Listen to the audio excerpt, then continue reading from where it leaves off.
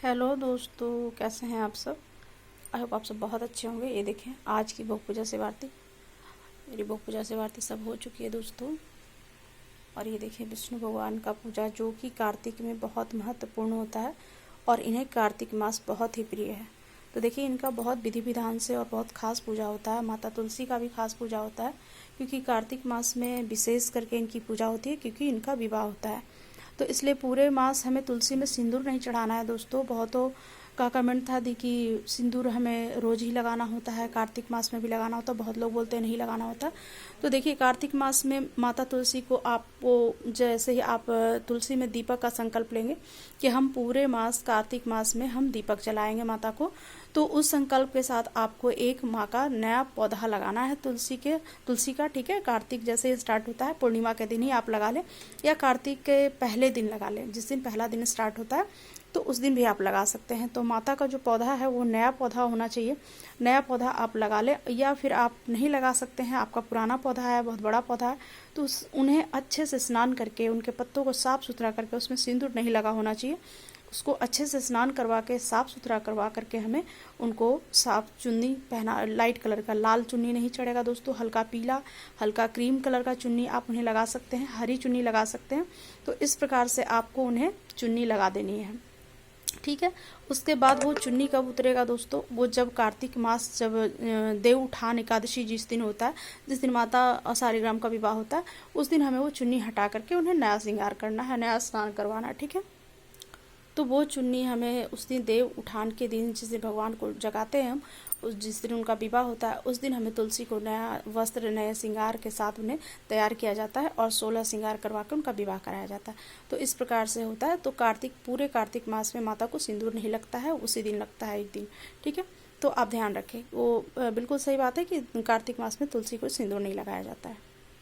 तो आपके पास हो सके तो नया पौधा लगा ले, और नहीं तो फिर जो पौधा आपके पास है उनका ही स्नान करवा करके हल्के पीले वस्त्र उन्हें पहना दे। ठीक है, तो ये देखें दोस्तों, मेरी तो भोग पूजा से आरती सब हो चुकी है। और ये है हमारी राधा प्यारी। तो जैसे कि कल है करवा चौथ, आज सैटरडे है, शनिवार है, तो रविवार के दिन हम करवा चौथ का व्रत रखेंगे। तो 20 तारीख का हमारा व्रत पड़ रहा है दोस्तों। तो करवा चौथ में भी बहुत सारे कमेंट आते हैं कि दी कौन से चीज़ से अर्घ देना चाहिए चांद को, कौन से चीज़ से करवा का पूजा करना चाहिए। तो देखिए, सबसे मेन महत्वपूर्ण चीज़ जो उसमें होता है ना, उजला रंग। चांद की जो पूजा होती है हमेशा सफ़ेद चीज़ों से होती है। जैसे हमें मीठा दूध से उन्हें अर्घ देना है। ठीक है, उजला श्वेत फूल जो होता है, उजला फूल, ये देखिए उसमें उजला फूल डाल करके आपको इस प्रकार से आपको अर्घ देना है चांद को। ठीक है, उजली मिठाई उन्हें लगाना है। खीर का भोग लगा सकते हैं तो खीर का भोग लगाए, नहीं तो जो भी नारियल मिठाई आता है या फिर और कोई मिठाई आता है, उस प्रकार से आप चांद के लिए रख सकते हैं। तो ये देखिए हमारी तुलसी मैया, ये हमारे कान्हा, और ये हमारी राधा प्यारी। तो आज की मेरी भोग पूजा से आरती सब हो चुकी है दोस्तों, और कल की पूजा की तैयारी चल रही है। क्योंकि पूजा जब हम करते हैं तो बहुत लंबा प्रोसेस होता है हर चीज़ का, क्योंकि कोई भी एक छोटा मोटा व्रत करते हैं, पर आपको पूरे विधि विधान से आपको पूजा करना होता है दोस्तों। तो देखिए, उसमें भी संकल्प लेना आपको ज़रूरी है। सबसे पहले आप गणपति का क्योंकि चतुर्दशी है, तो सबसे पहले गणेश जी की पूजा होती है। 4 मुख का उसमें दीपक जलता है, तो आप करवा चौथ में भी 4 मुख का दीपक जलाएंगे।